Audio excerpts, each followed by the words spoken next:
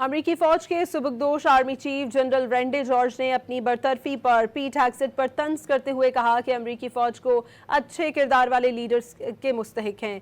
अमरीकी अखबार दी बिल के मुताबिक जनरल रैंडी जॉर्ज ने ये बात अपने अलविदाई ख़त में कही। ख़त में उन्होंने हिमायत करने पर फ़ौजी हुकाम का शुक्रिया भी अदा किया है।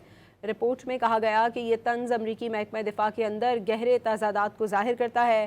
पेंटागन ने हाल ही में मुतादिद सीनियर फौजी जर्नलों को बरतरफ कर दिया था, जिनमें army chief of staff general Randy George भी शामिल थे।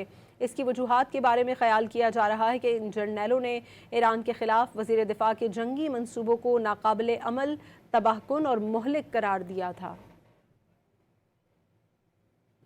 अमरीकी फ़ौज के सुबकदोश army chief general Randy George ने अपनी बरतरफी पर पीट हेग्सेट पर तंज करते हुए कहा कि अमरीकी फ़ौज को अच्छे किरदार वाले लीडर्स के मुस्तहिक हैं।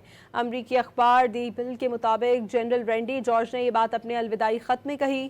ख़त में उन्होंने हिमायत करने पर फ़ौजी हुकाम का शुक्रिया भी अदा किया है। रिपोर्ट में कहा गया कि ये तंज अमरीकी महकमा दिफा के अंदर गहरे तजादात को जाहिर करता है।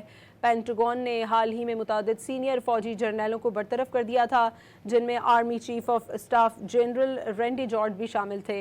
इसकी वजूहात के बारे में ख्याल किया जा रहा है कि इन जर्नलों ने ईरान के खिलाफ वज़ीर दिफा के जंगी मंसूबों को नाकाबिले अमल, तबाहकुन और मुहलिक करार दिया था।